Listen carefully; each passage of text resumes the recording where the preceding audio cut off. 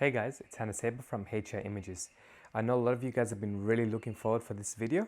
In today's video, I will be doing a side-by-side comparison against the brand new Samyang 35 f1.4 autofocus lens for Sony E-mount system against the Sony Zeiss Distagon T-Star 35mm f1.4. So in this video, what I'll do I'll be breaking it down. So do check the description below. I'll have each category in different times. So if you do want to skip ahead, feel free to do so. If you don't find certain parts interesting and you rather certain things, that way it's easier for you to sort of navigate through the video.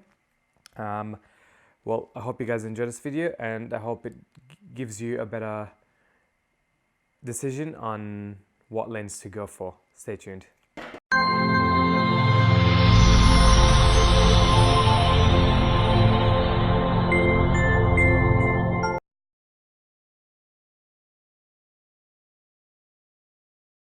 We'll now go through the build quality against the Sony versus the Samyang. One of the main differences between both, the Sony retails for $2,244 Australian, while the Samyang retails for $949 Australian. One of the features as well, the Sony Zeiss has the aperture ring, so it's easier to sort of change through apertures opposed to using your camera. It's great for videos, great for stills, and for videos they've got the D-click as well, so you can change it smoothly without showing that little jerk in the video. The Samyang doesn't have that. The Sony Zeiss is actually a robust and weatherproof metal construction, while the Samyang is built with metal, but it's got a bit of plastic as well built into it. But they're both really good in quality. The focus ring with the Sony Zeiss, it has a bit of resistance in it. So it's not a full smooth one, which is good for a lot of videographers who like to use manual focus, or anyone sort of that wants that bit of resistance. The Samyang has a slight resistance to it, but it is a bit smoother than the Sony Zeiss.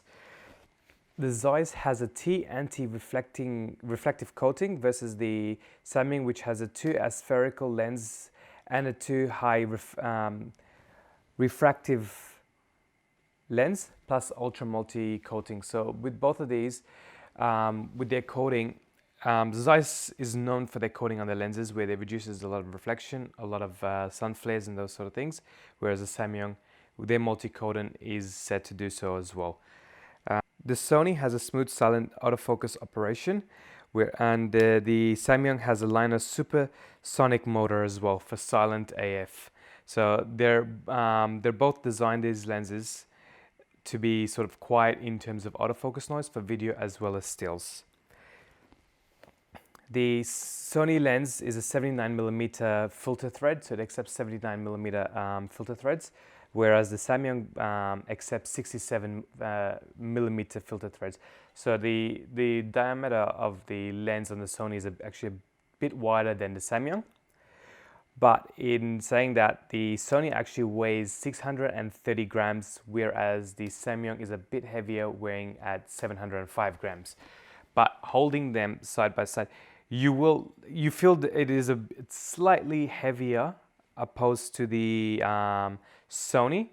But when you have them mounted on the camera, they feel very well balanced. So you don't feel like one's heavier than the other. I haven't really noticed it unless you're sort of holding it like this and you're sort of comparing the weight. You can feel the difference. But just having the Samyang lens where I shot on a wedding on Saturday, I didn't notice the weight. It felt really well balanced on my hand, especially mounted on the camera. The length, the Sony Zeiss is actually slightly shorter than the Samyang. The length for this Sony lens is 112 millimeters, whereas the Samyang is 115 millimeters. So it is slightly taller than the Sony Zeiss. Now, one thing I did notice as well in the images, and you will see, the Sony, even though they're both 35mm f1.4, the Sony lens actually has an angle view of 63 degrees, whereas the Samyang has an angle view of 65.5 degrees. So it is a bit close. It is a bit difference in the angle view, and I noticed that when I shot with when I was doing the side-by-side comparison for the sharpness, I noticed that the Samyang got more sort of in the frame opposed to the Sony due to the angle framing, the angle view. Both of them have a minimum distance of 30 centimeters of focus as well. So that just sort of kind of gives you the rundown on the build quality, the differences, the main features of the lens, the weight, the height, the filter threads. So it's just, they're both really well built.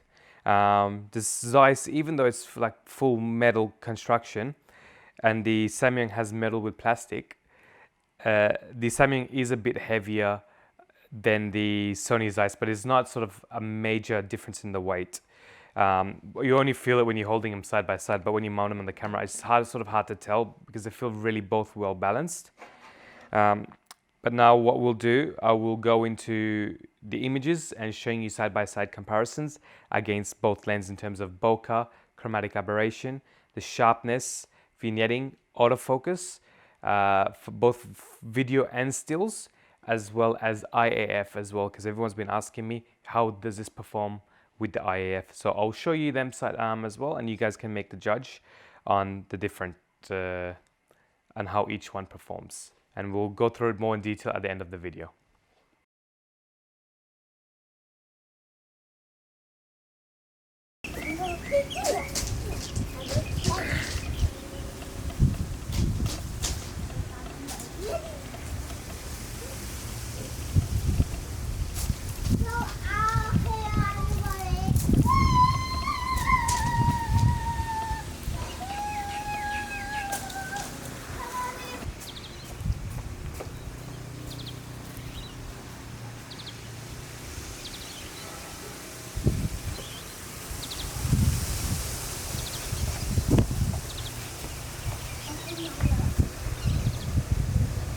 Yes, Sandy, go back.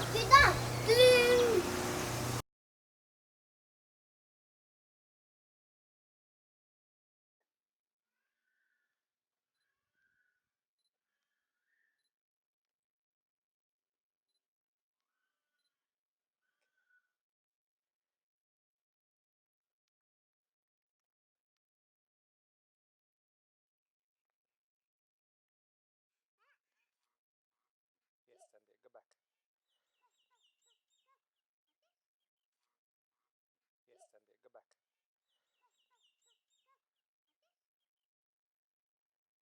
Yeah, ready? Go back, go back, go back, go back, go back. Look at me. Look at me. Wait, one more. Look at me. Look, move around, move your head to the other side.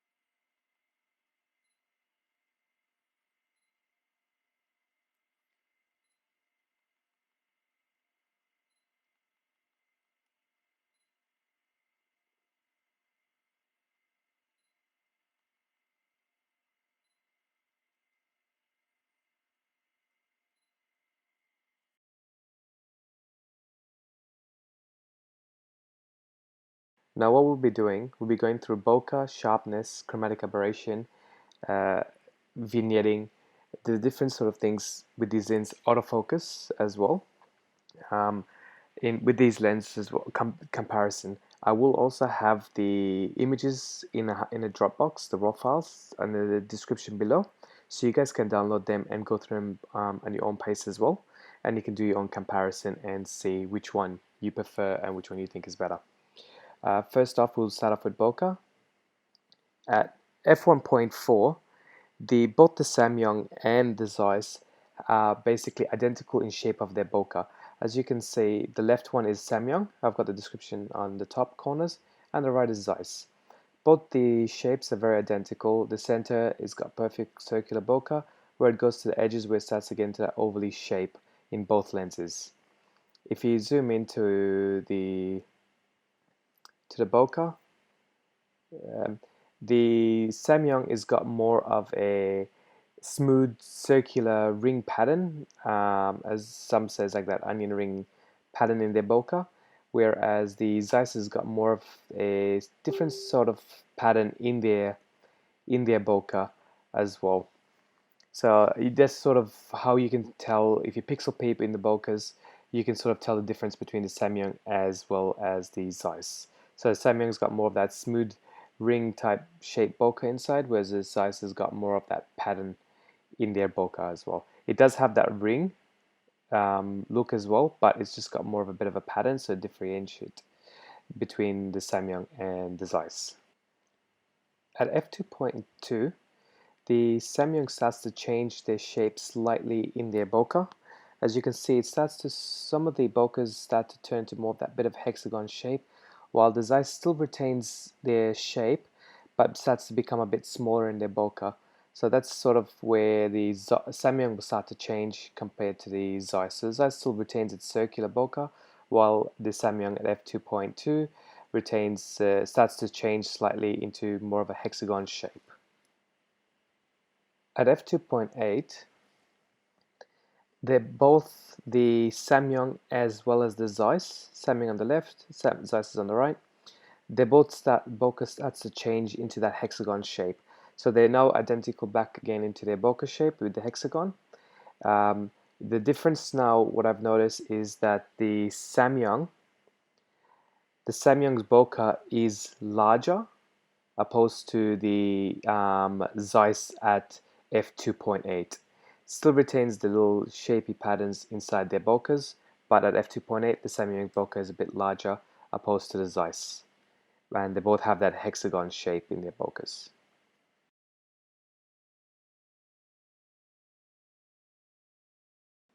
With vignetting, I've noticed with both the Samyang, which is on the left, and the Zeiss, which is on the right, they both have a slight vignette in their images, which as you can see on both these images. So you can see a bit of vignetting on the left hand side for the Samyang, and as well on the right hand side for the Zeiss. You can see it on the corners. With the Zeiss at f2.2, there's no visible signs of vignetting on the corners. The Samyang, it starts to go away, but there is a slight bit of vignetting on the corners for the Samyang lens. I noticed with the Samyang on the left hand side, I've noticed at 3.2 there is no visible signs of vignetting, it's completely gone, and when you keep stopping down there's completely nothing there, opposed to the wider f-stop. So at f3.2 the vignetting is not visible anymore, and the Zeiss obviously still retains the um, very minimal of vignetting when it's stopped down as well.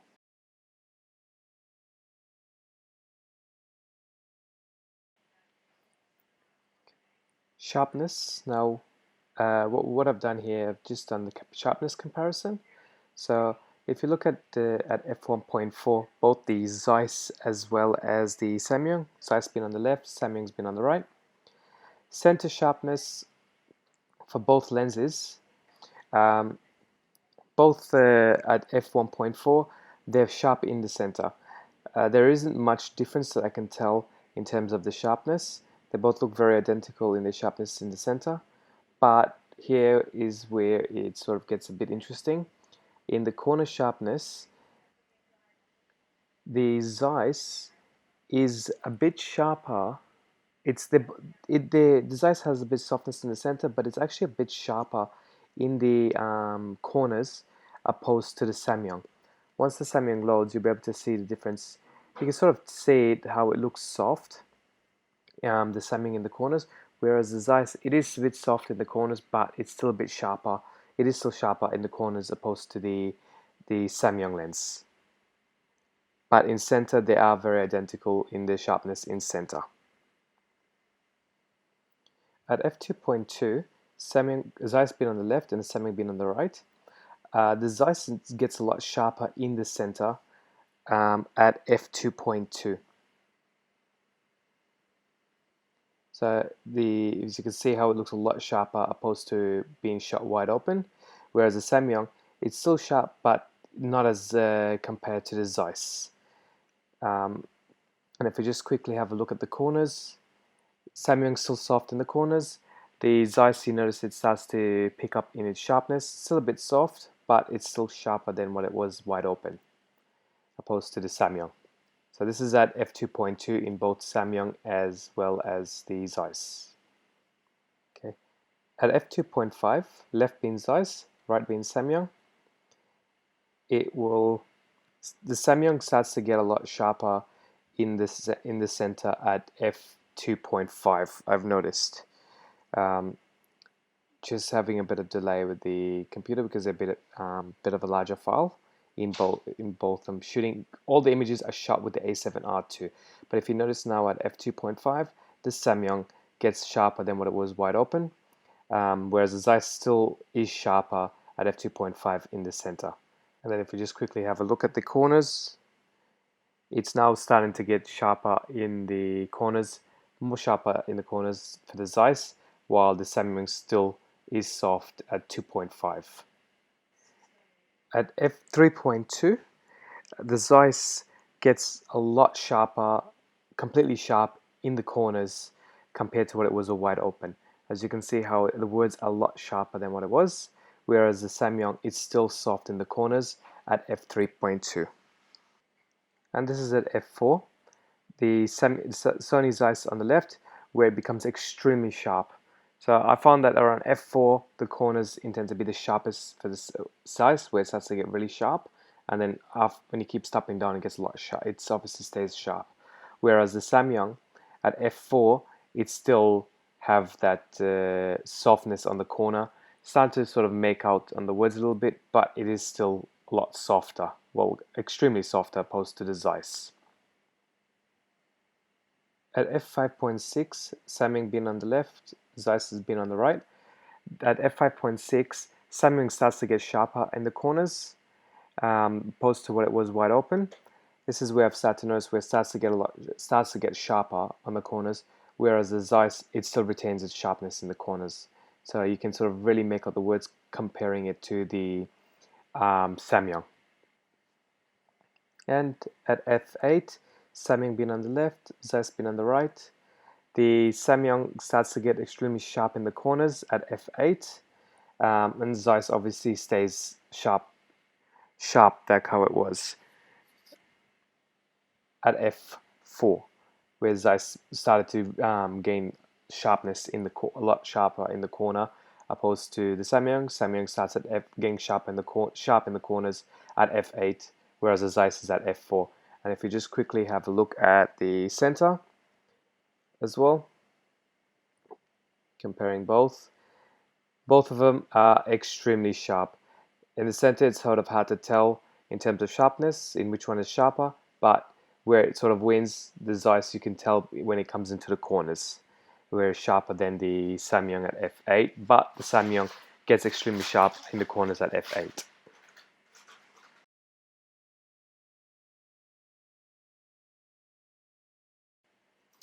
Now with chromatic aberration, using this lens, both the Zeiss, in the Zeiss sometimes I do notice the CA, and also with the Samyang. I do notice that there is a bit of CA in both of these lenses, but I don't notice it all the time. It just sort of depends on your highlights. So some of these shots I'm going to show you now has a lot of highlights where I've got strong highlights in the background, trying to see if I can get some CA in the images to show you. So if we just zoom in, both of them, so as you can see, again with the bokeh, is very identical. Left is Samyang, the right is Zeiss. Samyang, you can sort of start to see slight CA on the highlights areas, whereas also the Zeiss, you can start to see it as well. So they're both sort of same with the chromatic aberration. I haven't noticed one better than the other, but CA never bothered me, as I can always remove them in post in Lightroom or in Photoshop. Okay, now if we go back to the image with the bokeh, just to show you what I've noticed as well, when with the highlights, the Zeiss being on the left and the Samyang being on the right, you can see the CA in the highlights of the bokeh. So, but what I've noticed, the Samyang tends to give that blue chromatic aberration, that color fringe, whereas the Zeiss has that more of a yellow color fringe in their highlights. So that's the only sort of difference is just the color of their color fringe CA. In That's really sort of the difference that I've noticed opposed to the lenses. But I don't notice this in all my images. It just depends on how strong the highlights are in terms of what you're shooting. If we go, so this is another one where I sort of been strong with the highlights. The Zeiss on the right hand side, you can start to see a bit of CA here as well as the Samyang. So they're both really, neither one of the lenses is better in terms of the other, in terms of with CA. But now if I've come back to like flare, lens flare, what I've noticed as well, these shots are shot without a lens hood. So I purposely didn't put a lens hood on just to sort of test out the differences. Samyang, I've noticed that it gives that lens flare on the left hand corner, but this is the first image that I've came across this, where I've shot where the sun on the corner, trying to get a bit of an effect. But this is what I've noticed. This is the first image I've noticed with this lens flare.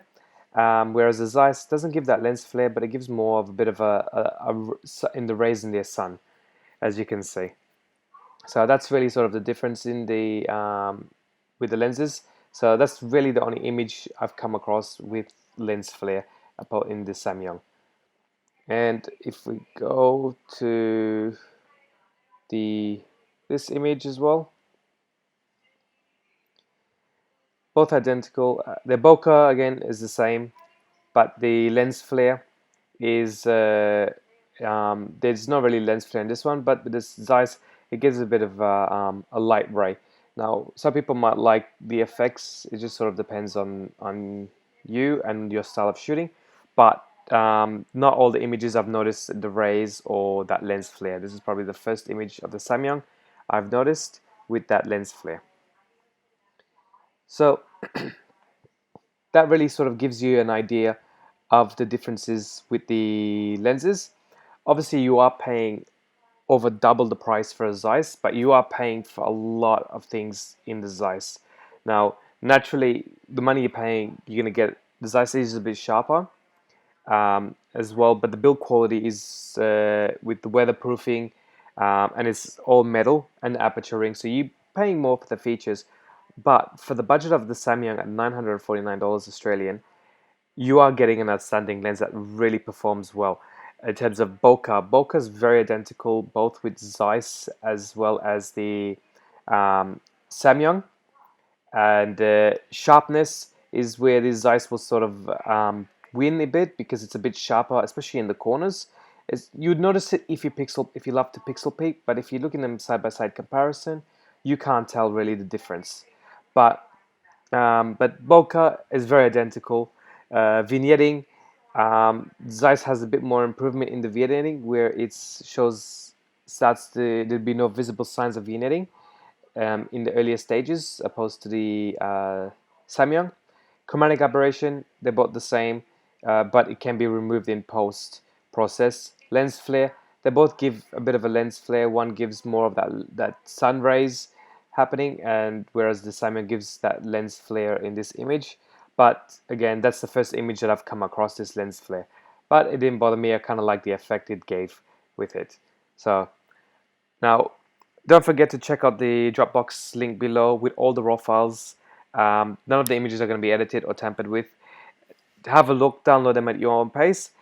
Please leave a comment on which one you think is better after looking at the photos, which one you'd like to end up purchasing. But if budget's an issue and you really want a good lens for low light at f1.4, the Samyang lens is a great budget lens. It performs very fast. Uh, it performs very fast, and its bokeh is really good. Image quality is really good. The contrast levels of the Samyang 35 f1.4 is also really good. So it just comes down to in budget. So it's really a no-brainer. If you're on a tight budget, you've got the Samyang. If you have the money and you love the Zeiss, go for the Zeiss. You do have you are paying a high price for a few features in the Zeiss that the Samyang doesn't have. But again, it's just sort of totally up to you. But this is what I found, and this is the comparison I have I've come up with. So I hope you guys enjoy this video, and please like, share, and subscribe to my channel. Check out my Facebook groups below in the description as well, and feel free to join them. I'm constantly active on there. If you guys want to interact with me and see some of my work, do follow me on Instagram. I do post my work on there also regularly. Until next time, guys, we'll catch you later.